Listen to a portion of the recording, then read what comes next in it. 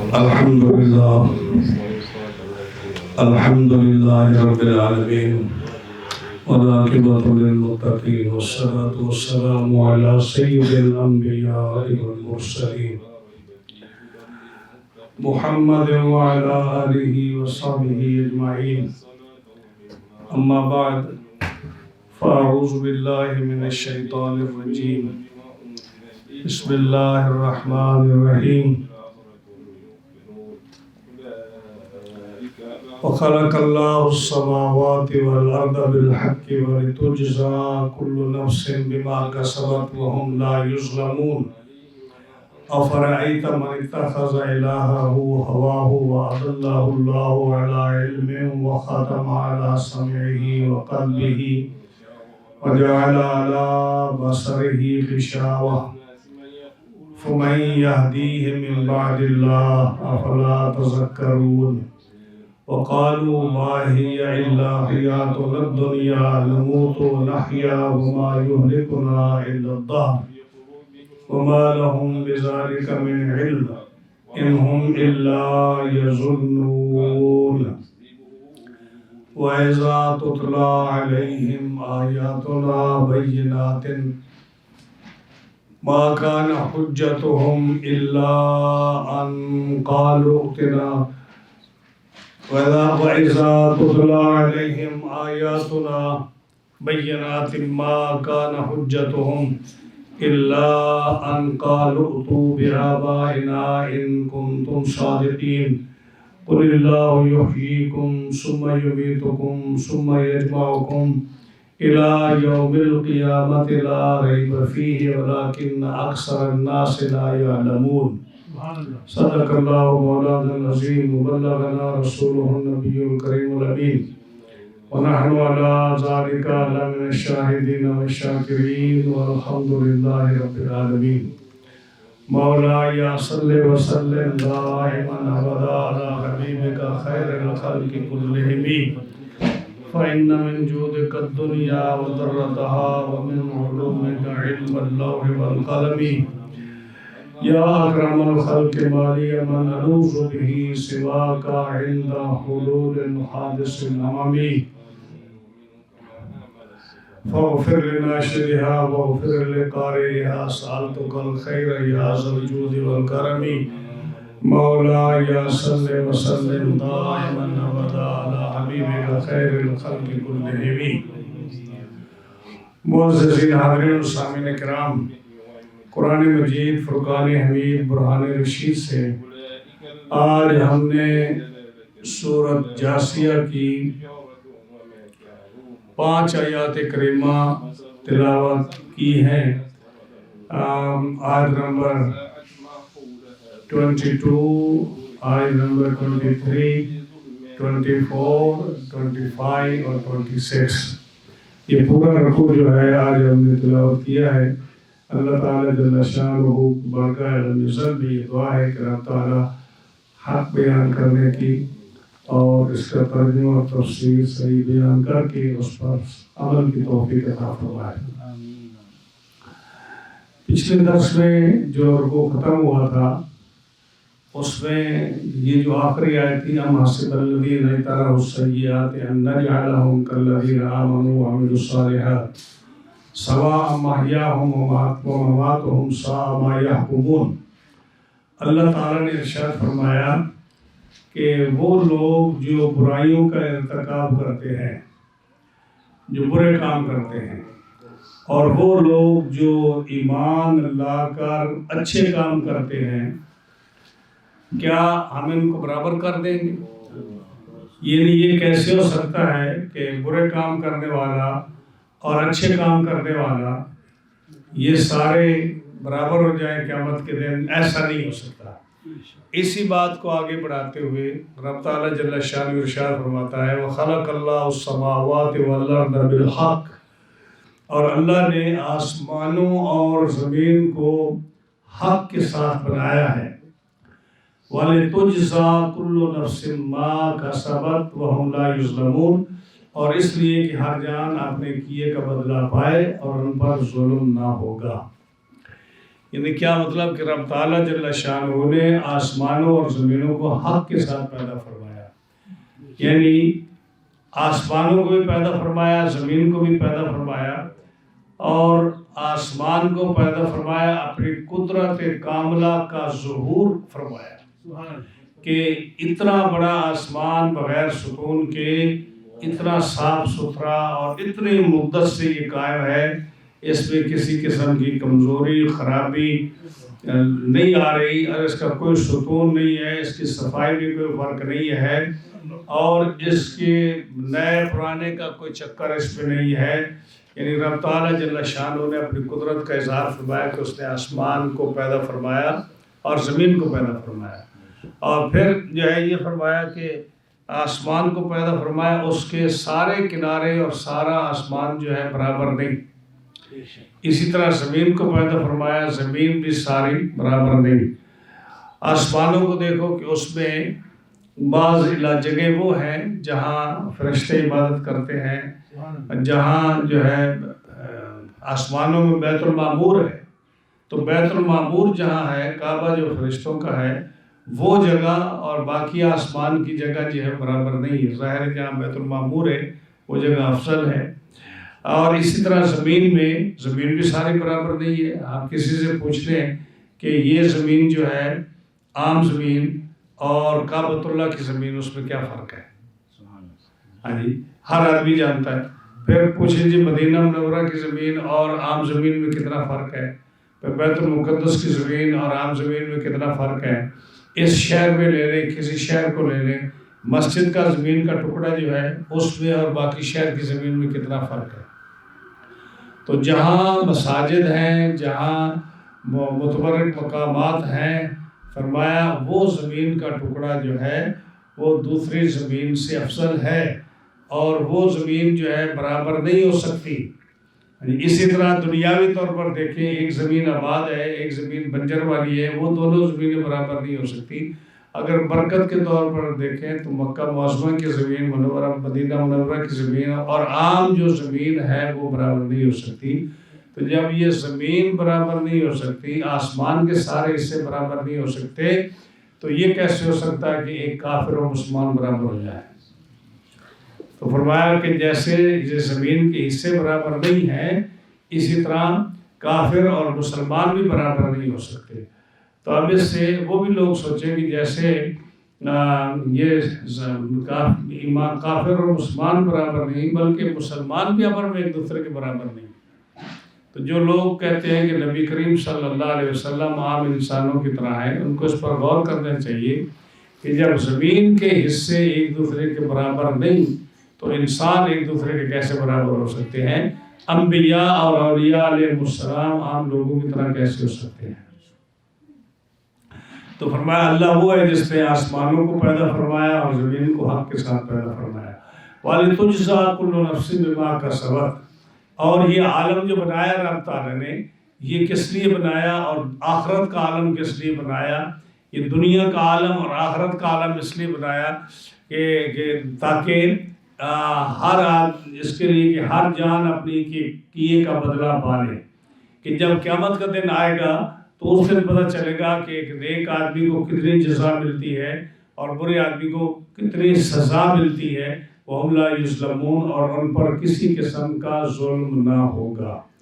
میدان محشر میں جب قائم ہوگا میدان محشر، تو اس دن کسی پر ظلم نہیں ہوگا۔ جو ظلم کا کیا مطلب کہ ایسا نہیں ہوگا کہ ایک آدمی نے نیکی کی ہے اور اس کو اس کا اجر نہ دیا جائے، یا اگر کسی نے گناہ کیا ہے تو اس کے گناہ کی سزا جو ہے جتنی بنتی ہے اس سے زیادہ اس کو دی جائے، یہ نہیں ہوگا۔ بلکہ اللہ تعالیٰ اپنے فضل و کرم سے ایسا فرمائے گا کہ اگر کسی آدمی نے گناہ کیے ہیں، مسلمان نے، مومن نے، تو اللہ تعالیٰ ان کو سزا کی جگہ فضل فرما کر اس کو معاف فرما دے گا۔ تو یہ نہیں ہو سکتا کہ مسلمان کی، مومن کی نیکی جو ہے اسے چھین لی جائے، اس کو کم کر دیا جائے۔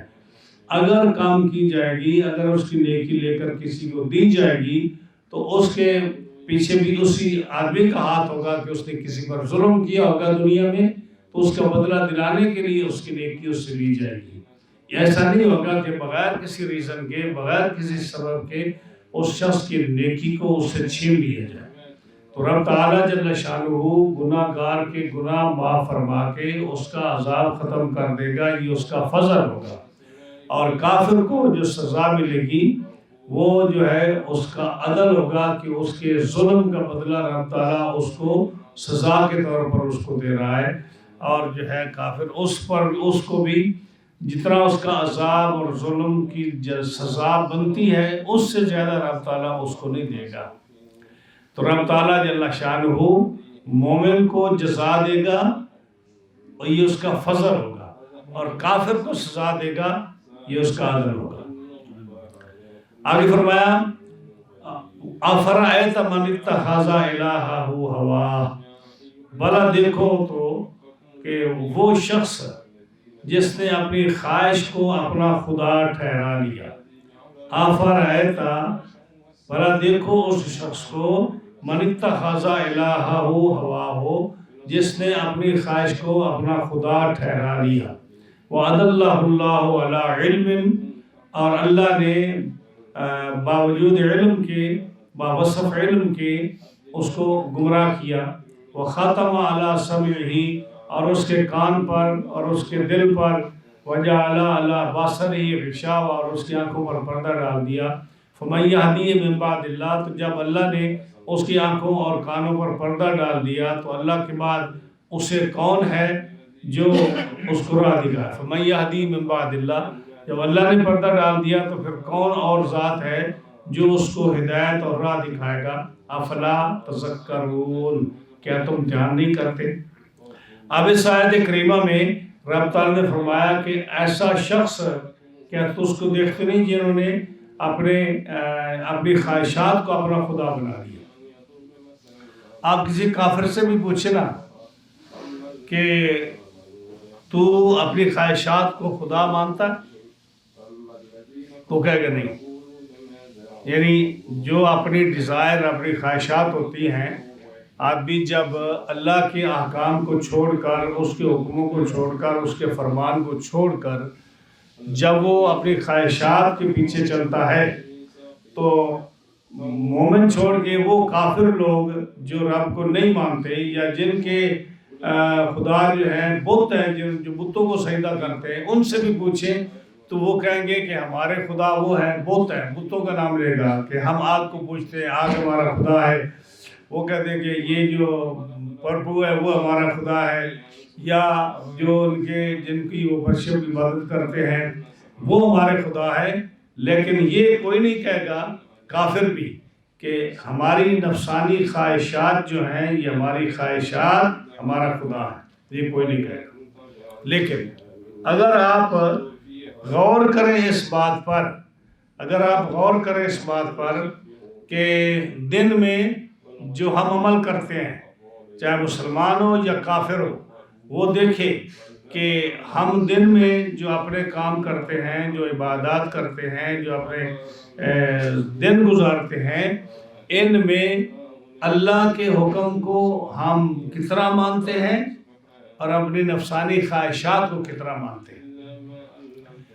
اسی سے ہمیں پتہ چل جائے گا کہ ہماری نفسانی خواہشات جو ہیں وہ اتنی زیادہ ہیں کہ اتنا ہم رب کو سجدہ نہیں کرتے، اس کے احکامات نہیں مانتے جتنی اپنی نفسانی خواہشات کو مانتے ہیں۔ یہ اگر کوئی مانے یا نہ مانے، لیکن یہ بات، اگر یہ بات ہو کہ انسان جو اپنی خواہشات کو نہ مانے اور وہ صرف اور صرف رب کی خواہشات اور اس کے رب کے فرمان کے مطابق عمل کرے، تو دنیا میں برائی رہی کوئی نہ، بھلائی ہر جگہ ہو جائے۔ آپ کسی بھی شخص کو دیکھ لیں، مسلمان کو دیکھ لیں آج کل کے دور میں، کہ وہ جو ہے جتنا مرضی نیک ہو، لیکن جب نماز روزے سے ہٹ کر دنیاوی کاموں میں پڑے گا وہ، یا وہ دن گزارے گا، تو اس کے بے شمار ایسے کام ہوں گے جو نفسانی خواہشات کے مطابق ہوں گے۔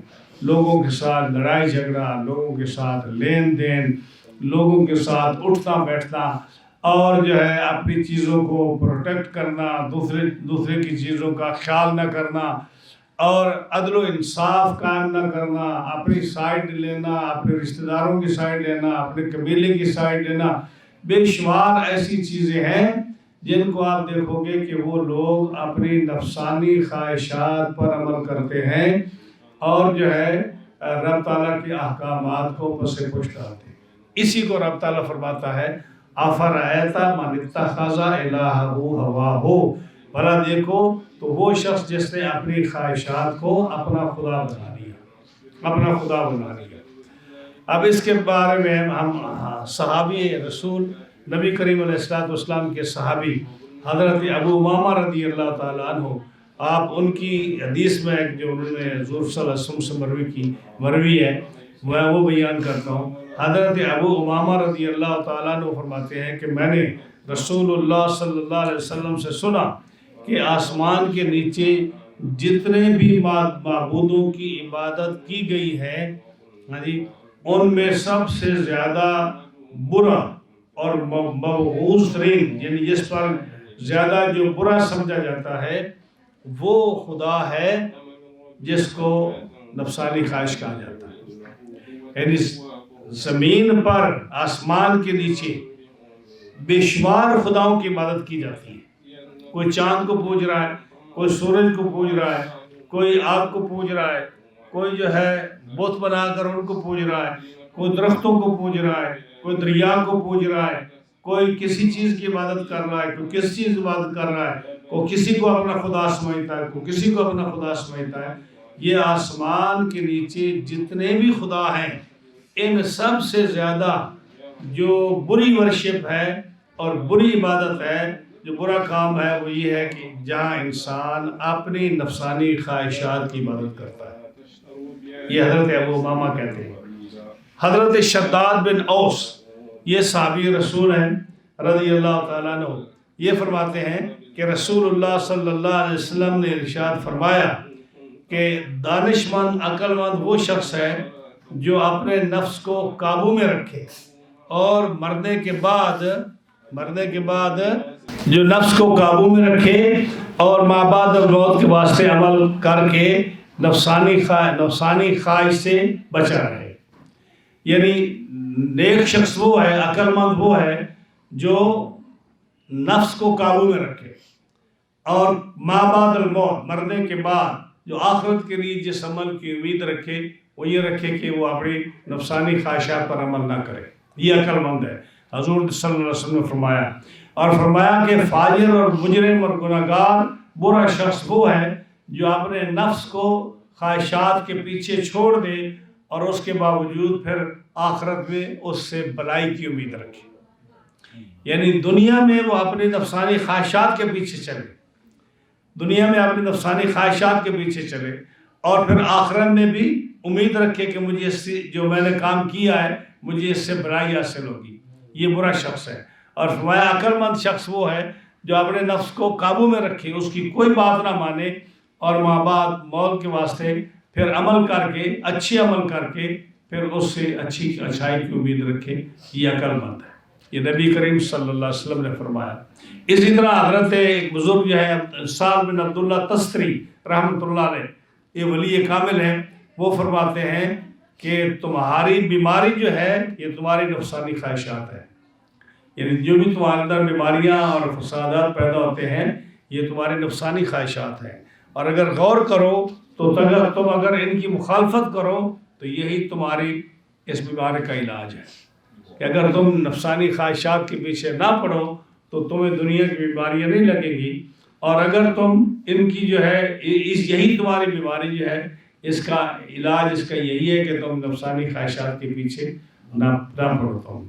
تو کیا فرمایا کہ کیا تم نے دیکھا نہیں کہ وہ شخص جو اپنے نفسانی خواہشات کو اپنا خدا ٹھہرا لیتا ہے، اس کو کیا ہوتا ہے؟ اللہ تعالیٰ اس کو گمراہ فرما دیتا ہے باوصف علم کے۔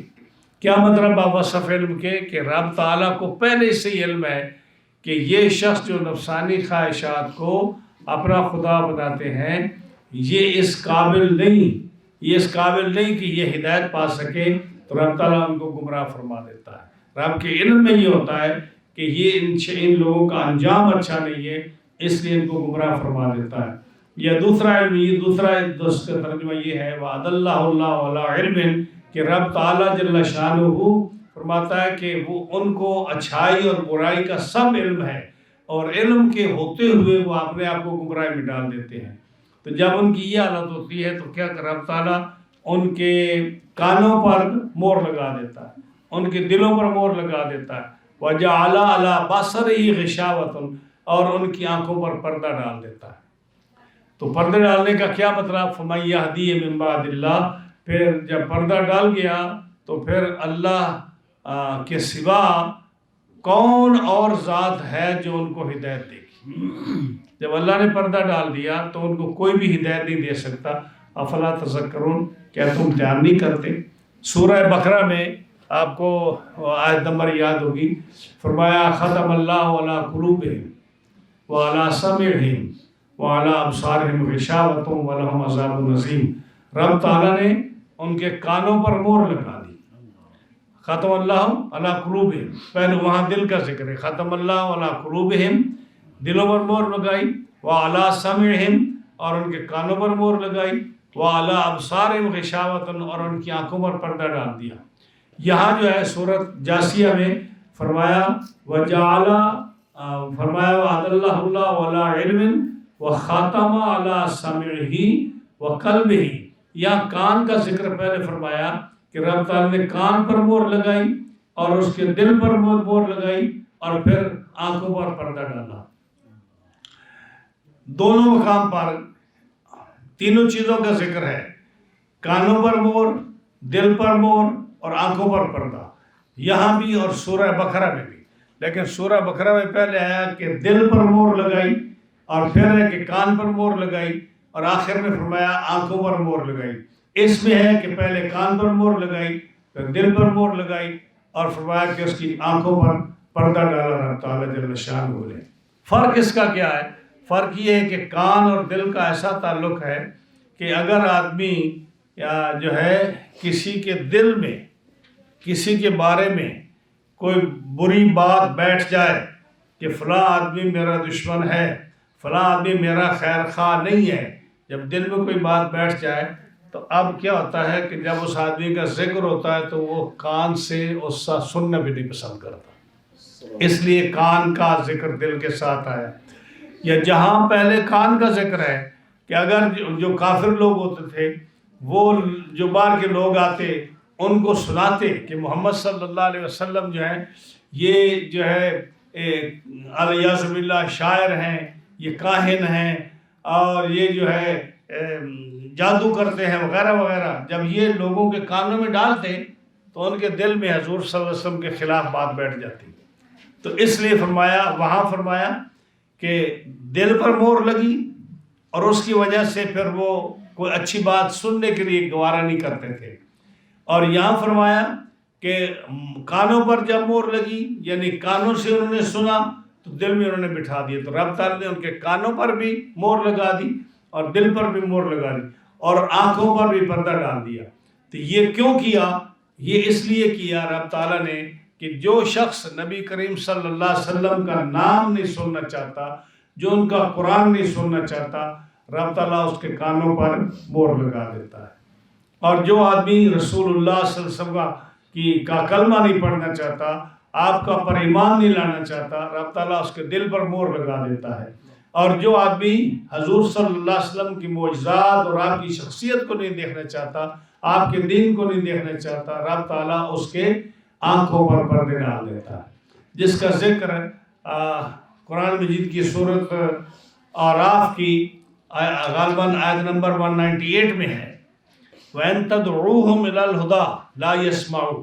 اللہ فرماتا ہے کہ اے محبوب اگر آپ ان کافروں کو بلائیں ہدایت کی طرف، اگر آپ کافروں کو ہدایت کی طرف بلائیں، لا يسمعوا، یہ نہیں سنیں گے آپ کی بات، وَتَرَاهُمْ يَنْظُرُونَ إِلَيْكَ وَهُمْ لَا يُبْصِرُونَ، اور آپ ان کو دیکھیں گے، آپ ان کو دیکھیں گے، يَنْظُرُونَ إِلَيْكَ، وہ تیری طرف دیکھ رہے ہیں، وہ تیری طرف دیکھ رہے ہیں، وَهُمْ لَا يُبْصِرُونَ، اور وہ نہیں دیکھ رہے، وہ تیری طرف دیکھ رہے ہیں لیکن وہ نہیں دیکھ رہے۔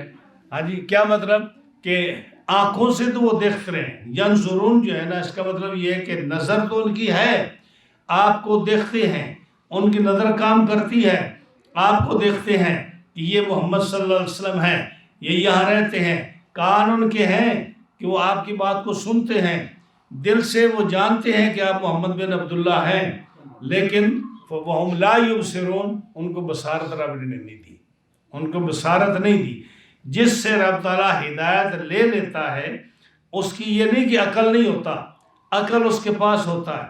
آپ دیکھتے نہیں کہ کتنے لوگ ہیں جو اسلام سے منکر ہیں، اسلام کے داعی ہیں، رب کو نہیں مانتے، نبیوں کو نہیں مانتے، لیکن کتنے عقل مند ہیں، کتنی بڑی بڑی مشینیں بناتے ہیں، کتنے بڑے بڑے کاروبار کرتے ہیں، اور کتنے بڑے وہ جو ہے ٹیکنیکل کام کرتے ہیں.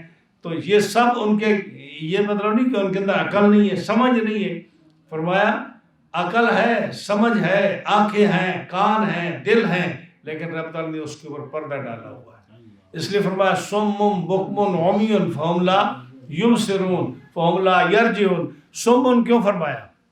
کہ جو شخص اے محبوب صلی اللہ علیہ وسلم آپ کی بات نہ سنے، ہاں جی، جو آپ کی بات نہ سنے، جو آپ کا کلمہ نہ پڑھے، اور جو آپ کی دین کی طرف توجہ نہ کرے، آپ کی حدیث نہ دیکھے، آپ کا قرآن نہ دیکھے، آپ کا دین نہ دیکھے، آپ کی ہدایت کو نہ دیکھے، وہ ہمارے نزدیک بہرا، گونگا اور اندھا ہے. اس کو اندھا کر دے کہ وہ اندھا ہے، بہرا ہے. جو آپ کو نہ دیکھے وہ ہمارے نزدیک سم بکم. کافروں کو کہا نا، کافروں کی تو آنکھیں تھیں، ان کے کان بھی تھے، ان کے دل بھی تھے، ان کی زبانیں بھی تھیں، بول بھی سکتے تھے، لیکن ان کافروں کو رب تعالیٰ نے کیا فرمایا؟ وَتَرَاهُمْ يَنْظُرُونَ إِلَيْكَ وَهُمْ لَا يُبْصِرُونَ، کہ وہ آپ کو دیکھتے ہیں لیکن نہیں دیکھتے. دیکھتے ہیں، يَنْظُرُونَ إِلَيْكَ، آپ کو دیکھ رہے ہوتے ہیں، وَهُمْ لَا يُبْصِرُونَ، لیکن نہیں دیکھ رہے ہوتے کہ ان کے اندر بصارت نہیں ہے. اسی طرح فرمایا کہ سم بکم عمی، کہ وہ گونگے ہیں، بہرے ہیں، ہاں جی، کہ جو بول نہ سکے، جو آپ کا کلمہ نہ پڑھیں، جو آپ کی قرآن نہ سنیں، ہاں جی، جو آپ کی ہدایت کی طرف نہ آئے. ہمارے نزدیک وہ گونگے، بہرے اور گونگے ہیں اور اندھے ہیں. ہاں جی، ختم اللہ علیہ، کیوں کہ اللہ تعالیٰ نے ان کے دلوں پر، ان کے کانوں پر مہر لگا دی ہے. وَعَلَىٰ أَبْصَارِهِمْ غِشَاوَةٌ، اور ان کی آنکھوں پر رب تعالیٰ نے پردہ ڈال دیا، پردہ ڈال دیا ہے. شاہ ولی اللہ محدث دہلوی رحمۃ اللہ علیہ، انہوں نے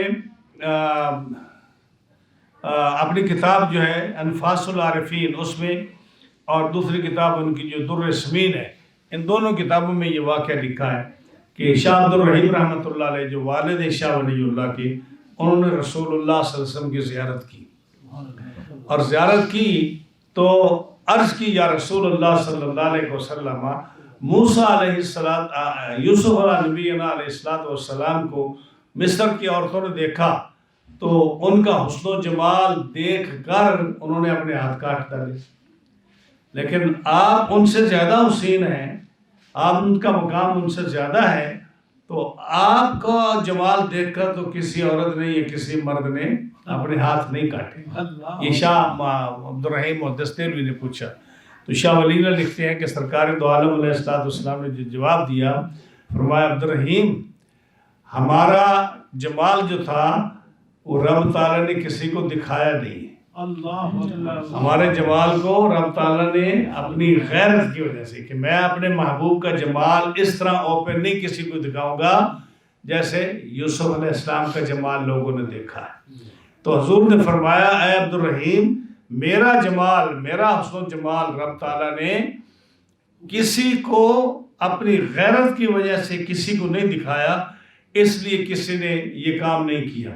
اور حضرت عائشہ صدیقہ ام المومنین رضی اللہ تعالیٰ نے اس لیے فرماتی ہے، لوامی زلیخہ لو رائنا جبینہ لا اثرنا بالقتل القلوب علی الایدی، کہ مصر کی عورتوں نے تو یوسف کو دیکھا تو ہاتھ کاٹ ڈالے، اگر میرے محبوب کا حسن و جمال وہ دیکھ لیتی تو اپنے ہاتھ نہیں دل کاٹ کے رکھ دیتی. اور حضور صلی اللہ علیہ وسلم نے فرمایا کہ اے ابو بکر، لم یعرفنی حقیقت غیر ربی، اے ابو بکر، میری حقیقت کو میرے رب کے سوا کسی نے بھی نہیں جانا. نہیں، خود صدیق اکبر کو کہہ رہے ہیں کہ آپ نے نہیں جانا. یعنی جب صدیق اکبر نے نہیں جانا، عمر فاروق نے نہیں جانا، عثمان غنی نے نہیں جانا، آپ کے ازواج مطہرات نے نہیں جانا، کسی نبی نے آپ کی حقیقت کو نہیں پہچانا، تو عام لوگ کیسے پہچان سکتے تھے؟ یا ابا بکر، ابو بکر لم یعرفنی حقیقتا غیر ربی، میری حقیقت کو میرے رب کے سوا کسی نے نہیں جانا. تو نبی کریم صلی اللہ تعالیٰ علیہ وسلم کا حسن و جمال جو ہے، اور اس پر رب تعالیٰ نے اس کو چھپا کے رکھا. اسی لیے جب شب معراج آپ گئے تو کتنے 70,000 پردہ آپ کے حسن و جمال پر پڑا ہوا تھا. 70,000 پردہ آپ کے حسن و جمال کا، آپ کے حسن و جمال پر پڑا ہوا تھا. تو آپ تشریف لے گئے وہاں. تو نبی کریم صلی اللہ تعالیٰ علیہ وسلم کے لیے رب فرماتا ہے کہ ہم نے ان کے دلوں پر پردے ڈال دیے، آنکھوں میں پردے ڈال دیے، کانوں اور دل پر مہر لگا دی. تو جب رب تعالیٰ ان کو گمراہ کرے گا تو اے میرے محبوب اس کے بعد ان کو کون ہدایت دے گا؟ کیونکہ اصل میں بات یہی ہے نا کہ رسول اللہ صلی اللہ علیہ وسلم کے لیے ہی تو سب کچھ ہے. ہاں جی، دی زباں حق نے ثنائے مصطفیٰ کے واسطے. یہ زبان کیوں ہمارے منہ میں ہے؟ دی زباں حق نے ثنائے مصطفیٰ کے واسطے، اور دل دیا حب جناب کبریا کے واسطے، حب جناب حبیب کبریا کے واسطے. رب تعالیٰ نے جو دل دیا ہے حضور کی پہچان کے لیے دیا ہے، اور جو زبان دی ہے حضور کی تعریف کے لیے دی ہے. دی زباں حق نے ثنائے مصطفیٰ کے واسطے، اور دل دیا حب حبیب کبریا کے واسطے. اور اعلیٰ حضرت نے کتنا خوبصورت کہا کہ یہ بلکہ ہم کیا، یہ زمین و زمان تمہارے لیے، مکین و مکان تمہارے لیے، چنین و چنا تمہارے لیے، بنے دو جہاں تمہارے لیے. زمین و زمان تمہارے لیے، مکین و مکان تمہارے لیے، چنین و چنا تمہارے لیے، بنے دو جہاں تمہارے لیے، منہ میں زبان تمہارے لیے، بدن میں ہے جان تمہارے لیے، ہم آئے یہاں تمہارے لیے، اٹھے بھی وہاں تمہارے لیے. تو آپ نے یہ فرمایا کہ یہ سب کچھ آپ کے لیے. جب سب کچھ جب آپ کے لیے ہے تو جن کفار نے حضور کو صاف کہا کہ ہم آپ کی بات نہیں مانتے. یہ دیکھیے قرآن مجید فرقان حمید کی سورت حامیم سجدہ کی غالباً آیت نمبر 5 ہے. حامیم سجدہ آیت نمبر 5. کیا انہوں نے کہا؟ وَقَالُوا قُلُوبُنَا فِي أَكِنَّةٍ مِّمَّا تَدْعُونَا إِلَيْهِ. وہ کافر کہنے لگے قلوبنا، ہمارے دل فی أَكِنَّةٍ غلاف میں ہے. اے محمد صلی اللہ علیہ وسلم، ہمارے دلوں پر غلاف چڑھا ہوا ہے. ہاں جی، کس وجہ سے؟ مما تدعونا الیہ، تو جس کی طرف ہمیں بلاتا ہے نا، ہم وہ نہیں سن سکتے، نہیں دیکھ سکتے، نہیں سمجھ سکتے، کیونکہ ہمارے دلوں پر غلاف چڑھا ہوا ہے. وفی آذاننا وقر، اور ہمارے کانوں میں سیسا بھرا ہوا ہے، ٹینٹ ہے جس میں کہ ہم سن نہیں سکتے. ومن بیننا وبینک حجاب، اور ہمارے اور آپ کے درمیان ایک رکاوٹ ہے. تو جب انہوں نے حضور کو صاف، حالانکہ کون سی رکاوٹ تھی؟ کفر والی رکاوٹ تھی نا، لیکن انہوں نے کہا ہم آپ کی بات سننا نہیں چاہتے، ہمارے اور آپ کے درمیان بڑا فاصلہ ہے، ہمارے اور آپ کے درمیان بڑا فرق ہے، اور ہمارے کانوں میں جو ہے سیسا بھرا ہوا ہے، ہماری آپ کی آواز ہمارے کانوں میں آتی نہیں، ہم سن نہیں سکتے، ہمارے دلوں پر غلاف چڑھا ہوا ہے، ہم کبھی آپ کی ہدایت والی بات سن نہیں سکتے، دیکھ نہیں سکتے. جب انہوں نے صاف کہہ دیا تو رب تعالیٰ نے کیا فرمایا؟ اگر تم ایسا کرتے ہو تو پھر ختم اللہ علی قلوبہم وعلی سمعہم وعلی ابصارہم غشاوۃ. اگر تم ایسا کرنا چاہتے ہو تو پھر ہم کیا کریں گے؟ تم نہیں، پھر ہم نے جو تم ہمارے محبوب کی بات نہیں سننا چاہتے، ہم تمہارے دلوں پر مہر لگا دیں گے، تمہارے کانوں پر مہر لگا دیں گے، تمہاری آنکھوں پر پردے ڈال دیں گے. وَقَالُوا مَا هِيَ إِلَّا حَيَاتُنَا الدُّنْيَا نَمُوتُ وَنَحْيَا وَمَا يُهْلِكُنَا إِلَّا الدَّهْرُ. اور کافر کہنے لگے کہ ماہیا وہ تو نہیں مگر یہی ہماری دنیا کی زندگی، مرتے ہیں اور جیتے ہیں، اور ہمیں ہلاک نہیں کرتا مگر زمانہ، وما لهم بذلک من علم، اور انہیں اس کا علم نہیں، انہم الا یظنون، وہ تو میرے گمان دوڑاؤں میں ہیں۔ کیا مطلب؟ کافر کو جب کافروں کو رسول اللہ صلی اللہ علیہ وسلم نے تبلیغ فرمائی تو وہ کہنے لگے کہ یہ دنیا کی جو ہم آخرت سے آپ ہمیں ڈراتے ہو نا، کوئی آخرت وغیرہ نہیں ہے، کوئی قیامت وغیرہ نہیں ہے، یہ سارا نظام جو چل رہا ہے دنیا میں یہ ایسا ہے کہ ہم مرتے ہیں اور جیتے ہیں، ہم مرتے ہیں اور جیتے ہیں، اور یہ جو سارا نظام چل رہا ہے یہ زمانے کے حساب سے چل رہا ہے، نیچر اس کو چلا رہی ہے، زمانہ اس کو چلا رہا ہے۔ جیسے داریوں کا عقیدہ ہے، وہ لوگ جو کافر ہیں، کافروں میں بھی دو قسمیں ہیں، اس کافر وہ ہے جن کا ذکر قرآن مجید میں پہلے کئی درسوں میں ہو چکا ہے کہ وَلَئِن سَأَلْتَهُمْ مَنْ خَلَقَ السَّمَاوَاتِ وَالْأَرْضَ، اے محبوب اگر کافروں سے پوچھیں کہ آسمانوں اور زمینوں کو کس نے پیدا کیا ہے تو وہ کیا کہیں گے؟ لَيَقُولُنَّ اللَّهُ، کہیں گے کہ اللہ نے پیدا کیا ہے۔ اور اگر ان سے پوچھیں کہ یہ دنیا کا نظام کون چلا رہا ہے تو کہتے ہیں اللہ، مانتے ہیں اللہ کو۔ یعنی کئی دفعہ قرآن مجید میں اس طرح کا ذکر ہے، امن خلق السماوات والارض، اس میں اور صورتوں میں آیا ذکر کہ کافروں سے پوچھیں تو وہ کہیں گے کہ اللہ سارا نظام چلا رہا ہے۔ لیکن کچھ کافر وہ ہیں جن کو داریے بولتے ہیں، اور وہ ہوتے ہیں جو اللہ کو مانتے ہی نہیں، وہ کہتے ہیں کہ یہ جو ہے نا یہ سارا نظام، یہ زمانہ چلا رہا ہے، اور یہ زمانہ ہے بس اس طرح چلتا جا رہا ہے۔ انسان جب اس کی عمر زیادہ ہوتی جاتی ہے تو اس کے اعضاء کمزور ہوتے جاتے ہیں، جب زیادہ عمر ہو جاتی ہے، بیمار ہو جاتا ہے، اس کے اعضاء کمزور ہو جاتے ہیں، اور ایک وقت پھر ایسا آتا ہے کہ دل بھی کمزور ہو گیا، آنکھیں بھی کمزور ہو گئی، چلنا پھرنا بھی نہ رہا اس کا، ہاتھ پیر کمزور ہو گئے، ہاضمہ کمزور ہو گیا، اس کے جتنے اعضاء جسم کے کمزور ہو گئے، تو جب وہ برداشت نہ کر سکے تو وہ مر گیا۔ کہتے ہیں یہ زمانہ ہے، یعنی وہ یہ قیاس کرتے ہیں نا، جیسے آپ ایک نوجوان آدمی ہے، اس کی صحت اچھی ہے، لیکن جو وہ نوجوان آدمی جو بوڑھا تک چلتا جائے گا تو ایک وقت وہ آئے گا جی، جب پوچھیں گے کہ فلاں کیوں مار گیا، کہتے ہیں جی بس وہ کمزور بہت ہو گیا تھا، عمر بہت زیادہ ہو گئی تھی، کہتے ہیں نا ہم لوگ، عمر زیادہ ہو گئی، بوڑھا زیادہ ہو گیا، ہاتھ پیر جواب دے گئے، دل جواب دے گیا، آنکھیں جواب دے گئی، معدہ جواب دے گیا، ہاں جی اس کو اب بس عمر زیادہ ہو گئی تو فوت ہو گیا۔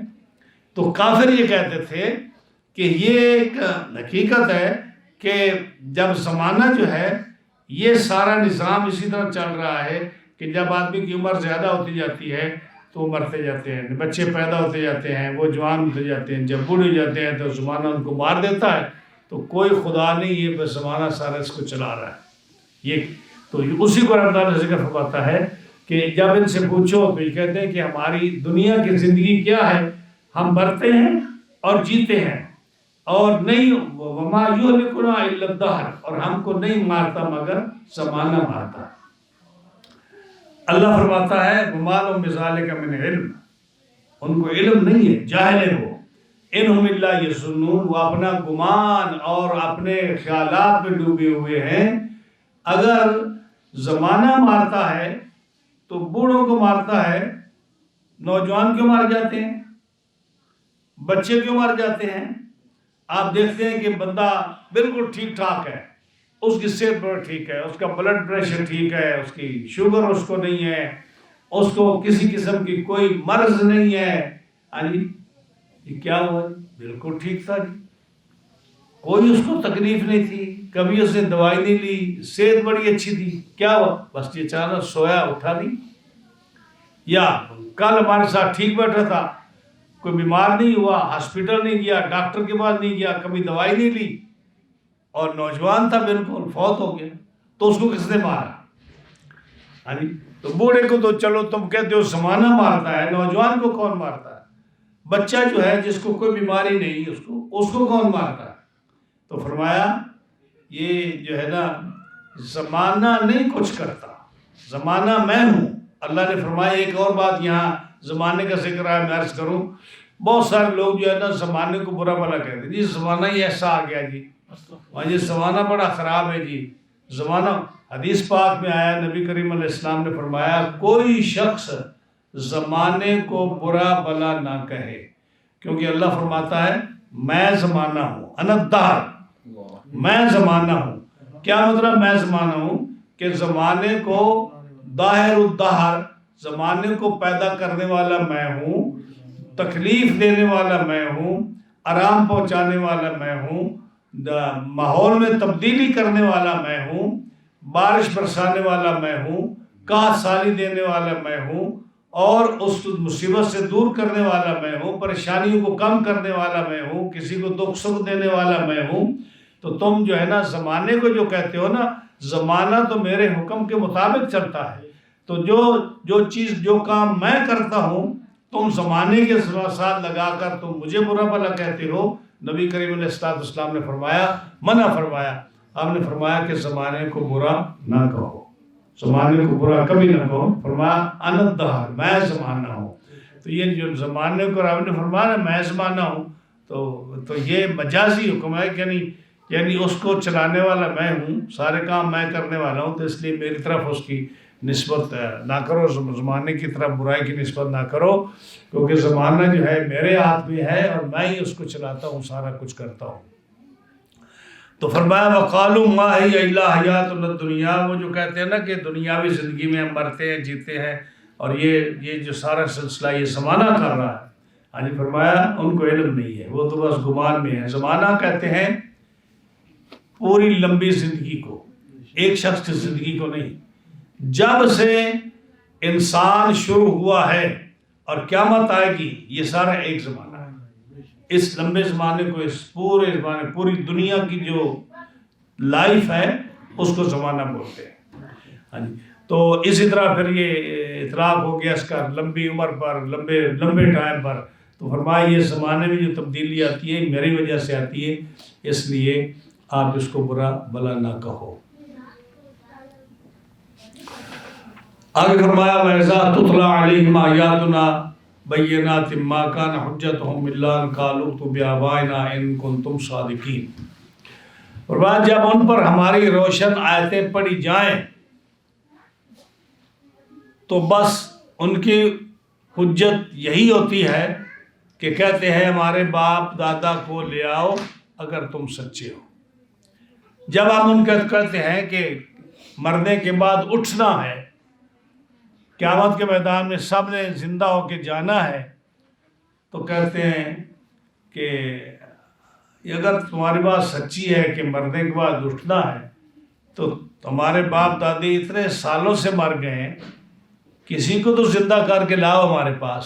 ہاں جی، جیسے ابو جہل نے کہا تھا کہ اگر قیامت کے دن اٹھنا ہے تو ہم سب کو نہیں کہتے، ہمارا جو فور فادر تھا فلاں، اس پر ہم یقین کرتے ہیں، ٹرسٹ کرتے ہیں، وہ بڑا سچا آدمی تھا، اس کو زندہ کر کے ہمارے سامنے لاؤ۔ 2 آدمیوں کے نام لیے اس نے، اور پھر ہم ان سے پوچھیں گے کہ قبر کے کیا حالات ہیں، جو وہ بات کہے گا ہم مان لیں گے۔ تو اسی کو ذکر کیا کہ جب ان پر ہماری آیتیں پڑھی جاتی ہیں، روشن آیتیں پڑھی جاتی ہیں، یعنی وہ آیات پڑھی جاتی ہیں جن میں مرنے کے بعد زندہ ہونے کا ذکر ہے، جن میں مرنے کے بعد اٹھنے کا، روشن آیتیں قرآن مجید کی سب آیتیں روشن ہیں، کوئی ایک نہیں، لیکن فرمایا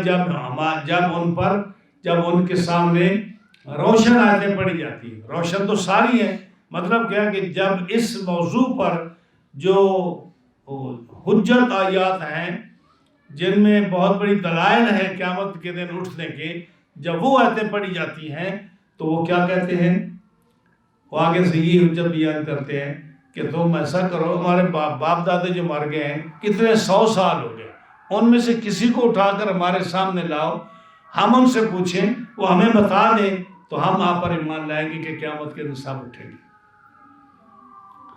اللہ فرماتا ہے اے محبوب ان کو فرما دو قُلِ اللَّهُ يُحْيِيكُمْ ثُمَّ يُمِيتُكُمْ ثُمَّ يَجْمَعُكُمْ إِلَىٰ يَوْمِ الْقِيَامَةِ لَا رَيْبَ فِيهِ۔ ہر چیز کا ایک وقت مقرر ہوتا ہے، ہر چیز کا ایک وقت مقرر ہوتا ہے. یعنی جو تمہارے آباء و اجداد یا لوگ جو اتنے عرصے سے مرے ہوئے ہیں، اب یہ نہیں کہ جب کوئی آدمی کہے تو رب تعالیٰ ان کو زندہ کر کے ان کے سامنے کھڑا کر دے. اس نے فرمایا ہے کہ قیامت جب آئے گی تو سارے لوگ قبروں سے اٹھ کر کھڑے ہوں گے. تو جو تم کہتے ہو نا کہ ہمارا مطالبہ یہ ہے کہ تم کسی کو زندہ کر کے تو ہمارے سامنے لے آؤ تو ہم ایمان لائیں گے، فرمایا اس کا بھی رب نے ایک وقت مقرر کیا ہے.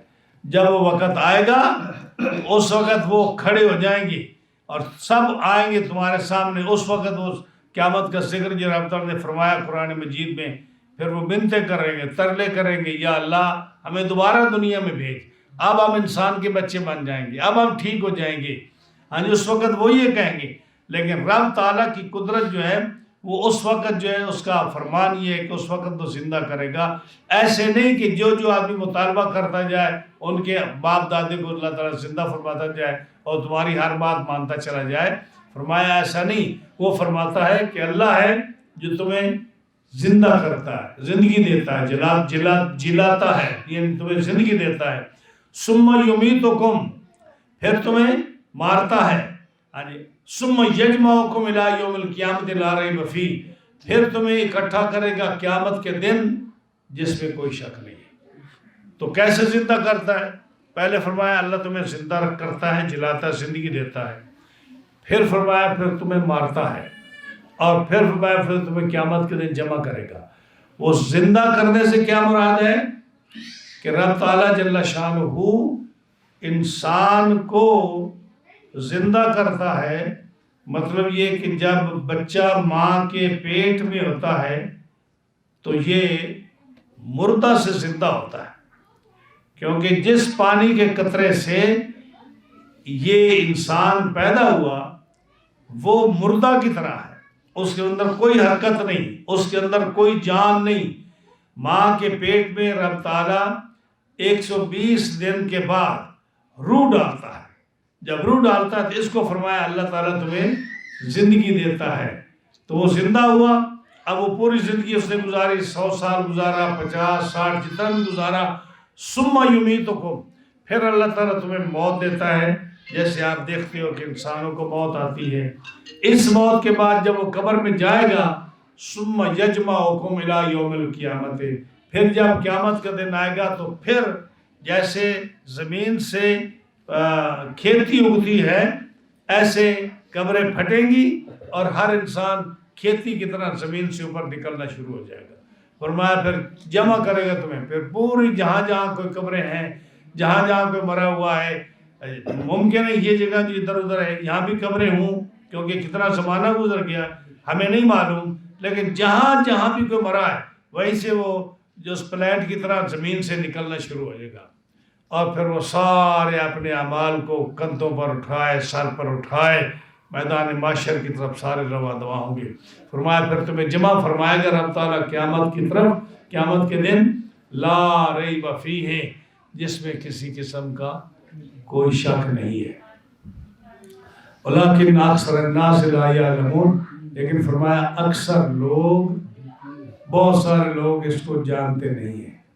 جانتے نہیں، یا تو جانتے نہیں ہیں کہ ان کو حقیقت کا معلوم نہیں، یا وہ جاننا نہیں چاہتے کہ ان کو جاننا نہیں چاہتے. لیکن جو جاننا نہیں چاہتے، رب تعالیٰ فرماتا ہے ہم ان سے بھی پوچھیں گے جو جاننا نہیں چاہتے، ان کو بھی عذاب ہوگا، ان کو بھی سزا ملے گی کہ تم کیوں نہیں جاننا چاہتے تھے. جب اللہ نے دین بھیجا، رسول بھیجے، قرآن بھیجا تمہاری طرف، تو تم کیوں نہیں جاننا چاہتے تھے. جیسے تمہیں بھی سزا ہوگی اور تم سے بھی پوچھا جائے گا. سبحان اللہ و بحمدہ.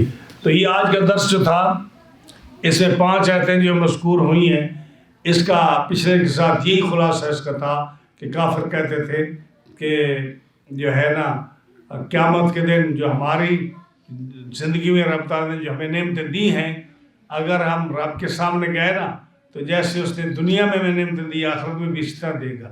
تو رب تعالیٰ فرماتا ہے یہ کیسے ہو سکتا ہے کہ جو ہے مسلمان، نیک کام کرنے والے، برے کام کرنے والے، بد اور نیک، اچھے اور برے، سارے ایک ہی لائن میں کھڑے ہو جائیں. یہ نہیں ہو سکتا. اس لیے فرمایا کہ جیسے اللہ نے زمین کو پیدا کیا اس کو ایک طرح کی سے نہیں بنایا، اس نے انسانوں کو بھی ایک طرح سے نہیں بنایا. برے علیحدہ ہوں گے، مسلمان علیحدہ ہوں گے. اس کے ساتھ ذکر کر کے اس پورے درس کو بیان کیا رب تعالیٰ جل شانہ نے. اللہ تعالیٰ جل شانہ ہمیں اپنے محبوب صلی اللہ علیہ وسلم کی برکت سے قرآن مجید صحیح سمجھنے کی اور اس پر عمل کی توفیق عطا فرمائے.